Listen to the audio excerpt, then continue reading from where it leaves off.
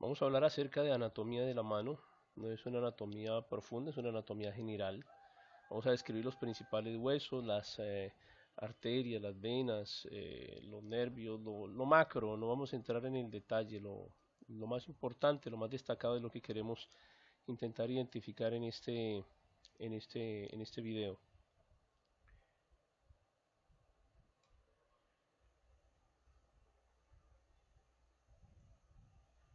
Una imagen inicial tomada de anatomía de Gray con el esquema general de la composición ósea de la mano, los huesos del carpo, el metacarpo y las falanges, los componentes internos pues de cada uno de los huesos.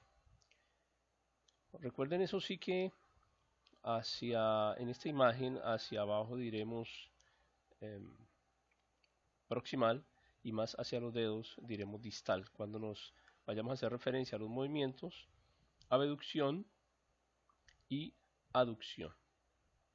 Simplemente eso para tener en cuenta. Un esquema general de cómo se organizan los diferentes huesos del carpo, del metacarpo, nuevamente las falanges, pero de acá nos interesa identificar específicamente los huesos del carpo que nos ayudan a formar, según este esquema, lo que denominaremos el arco carpal. Una imagen de una radiografía en donde también alcanzamos a ver el radio, la ulna, los huesos del carpo bien definidos. Es una imagen muy clara en donde se pueden apreciar perfectamente cada uno de ellos, los huesos del metacarpo, las falanges que ya hemos definido. Esta aproximación de la imagen nos permite también identificar cada uno de los 8 huesos que forman el carpo. Identificamos los ligamentos palmares claramente definidos y la cápsula metacarpo falángica. Nuevamente, una imagen de acercamiento mediante rayos X que nos permite identificar cada uno de los huesos que forman el carpo. Realmente si ustedes aprenden los huesos del carpo, que son fácilmente identificables, el resto de la mano ósea pues es demasiado sencillo, así que lo único que va a requerir un poquito de esfuerzo son estos 8 huesos que realmente no son gran cosa para aprenderlos. Aquí estamos en una vista palmar, tenemos la zona medial, la zona lateral, acá están los huesos del carpo, del metacarpo y las falanges en la parte más distal. Nuevamente, una vista desde la apreciación interna, externa y la identificación de cada uno de los 8 huesos que forman el carpo en 2 líneas, una línea más proximal, una línea más distal.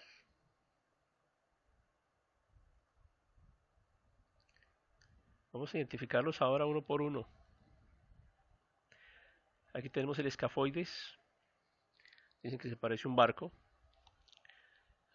No le veo mucho la forma de barco, pero vamos a suponer que sí. Tal vez sea por esta excavación que tenemos, que sería como la parte interior del barco. Los principales accidentes anatómicos del escafoides. Nos interesa destacar el tubérculo del escafoides, que ayuda a formar el arco que mencionamos inicialmente. Carilla articular para los huesos trapecio-trapezoide, la carilla articular para el hueso grande, la carilla articular para el semilunar y el cóndilo carpiano escafoideo, que articula directamente con la muñeca. El semilunar, desde esta vista, comprenden ustedes por qué el nombre. Si lo toman desde otra perspectiva no es tan claro. Semilunar porque desde esta perspectiva tiene esa forma. Como características principales, el cóndilo carpiano, que también nos ayuda a la articulación con la muñeca, la carilla articular para el hueso escafoide, la carilla articular para el hueso grande, por la parte inferior y la carilla articular para el hueso piramidal. El hueso piramidal y el pisiforme, bueno, piramidal no tiene una forma de pirámide en su punta, sino en su base, es una base cuadrangular, hueso piramidal, y aquí tenemos como una característica importante la carilla articular para el hueso pisiforme, y acá tenemos el hueso pisiforme que va a articularse con el piramidal.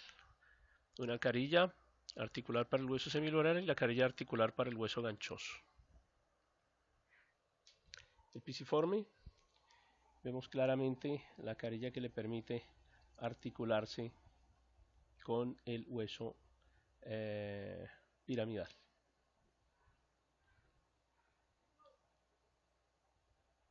El trapecio tiene una forma muy característica, es fácilmente diferenciable del trapezoide. El trapezoide porque se parece al trapecio. El trapecio pues tiene estas características que son bien definidas. Un tubérculo, el otro no lo tiene, el trapezoide no lo tiene, entonces tubérculo del trapecio, y también tiene este canal, el canal del músculo palmar mayor, que el trapezoide no lo tiene. Adicionalmente pues el trapecio articula con el escafoides, articula con el primer metacarpiano, es una articulación característica porque es sencilla de montar, y articula adicionalmente con el trapezoide. Acá tenemos el trapezoide, que no tiene esas formaciones que vimos en el trapecio, articula con el escafoide, la carilla articular para el hueso grande, una carilla articular para el segundo metacarpiano y la carilla articular para el hueso trapecio. El hueso grande, con sus características: cabeza del hueso grande, una carilla articular para el hueso ganchoso, carilla articular para el segundo, tercer y cuarto metacarpiano, siendo el único hueso que presenta esa articulación triple, y la carilla articular para el hueso trapezoide.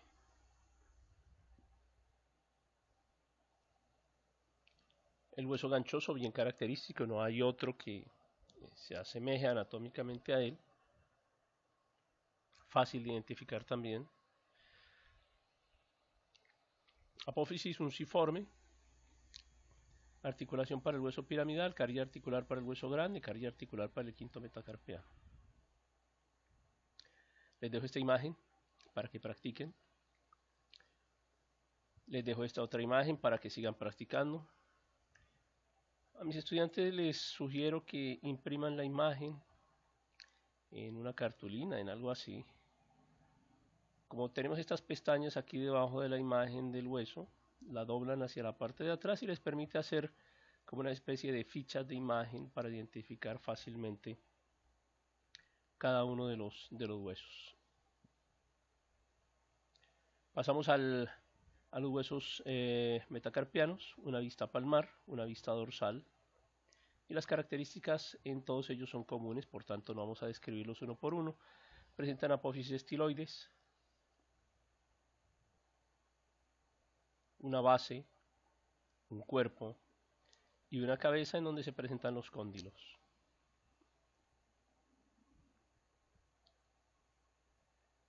En las falanges, para los que tienen 3, excepto el primer artejo que solamente tiene 2, los demás tienen sus 3 falanges: la falange proximal, la falange media y la falange distal. Una imagen para identificar cómo transcurren las diferentes fibras, en este caso transversas de la aponeurosis palmar, transversas, y las fibras longitudinales que llegan a cada uno de los dedos.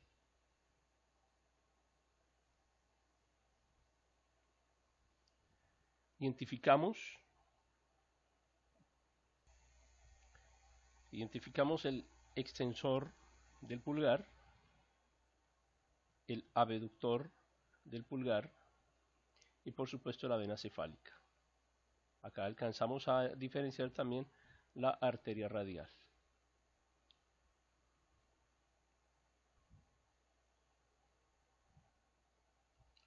Para identificar acá la cápsula sinovial, que se extiende, es decir, donde tengamos un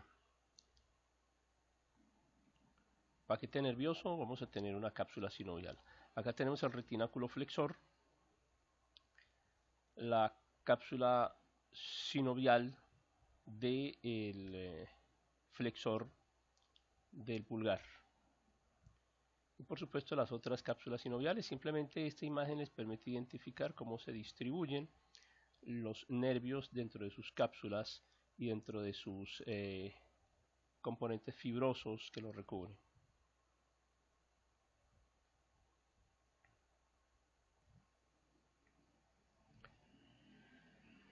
Ligamento palmar, músculo lumbrical, tendón extensor, y observamos cómo activan los movimientos no solamente de extensión, sino de flexión y de contracción.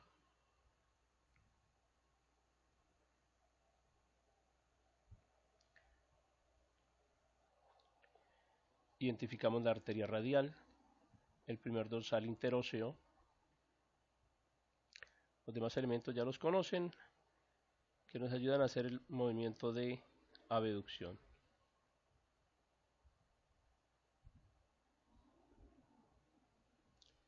Primer palmar interóseo.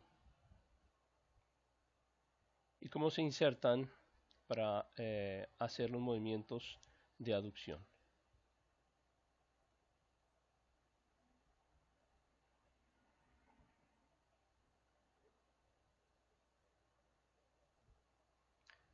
Tenemos los aductores del pulgar, el transverso y el oblicuo.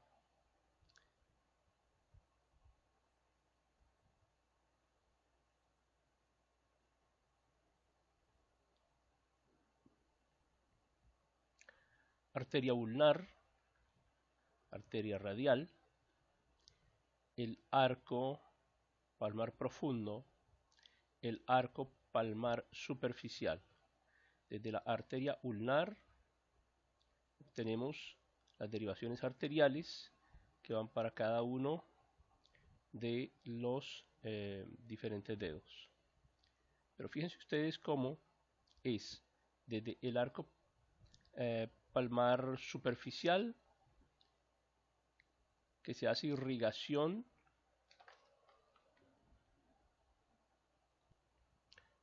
hasta las zonas más distales.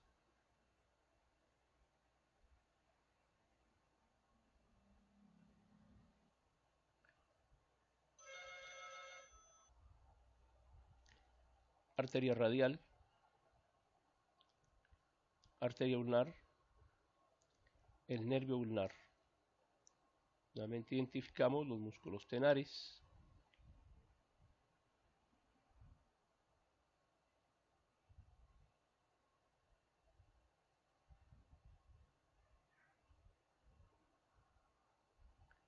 arteria dorsal carpal, arteria dorsal metacarpal, metacarpales.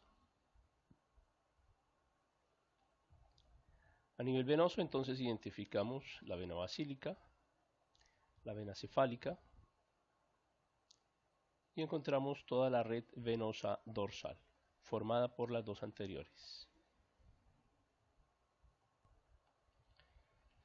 El nervio ulnar y su acción, tanto a nivel palmar como a nivel dorsal.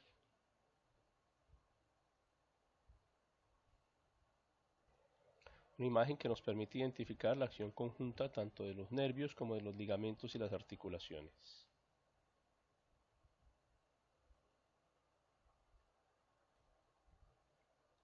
El nervio mediano discurriendo por debajo del túnel carpiano y haciendo la inervación digital. Una vista de su acción tanto a nivel palmar como a nivel dorsal.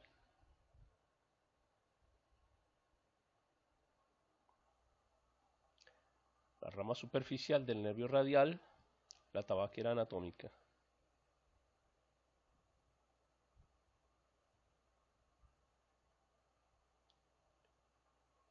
Acción del tendón flexor del carpo radial, flexor del carpo ulnar. Observen en conjunto cómo todos ellos, tanto los flexores como los extensores, cumplen una función específica para la aducción o abducción de cada uno de los componentes de la mano. La eminencia tenar, la eminencia hipotenar. Y cómo discurre la vena basílica, discurren la vena basílica y la vena cefálica, la red venosa dorsal. Nuevamente la arteria ulnar, la arteria radial, cómo discurren entre ellas anastomosándose, formando el arco palmar profundo y el arco palmar superficial. Los diferentes puntos anatómicos donde podemos encontrar el pulso, en este caso el pulso radial